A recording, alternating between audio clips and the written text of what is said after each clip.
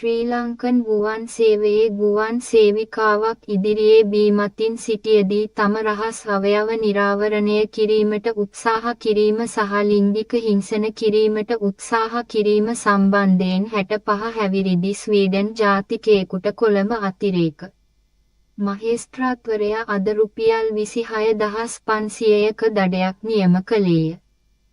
දඩය නියම කළ අතිරේක මහේස්ත්‍රාත්වරයා මුලින් ස්වීඩන් ජාතිකයෙකු වූ සැකකරු දඩ මුදල ගෙවීමට අපොහොසත් වුවහොත් මාස 4ක සිර දඬුවමක් නියම කළ යුතු බවට නියෝග කළේය.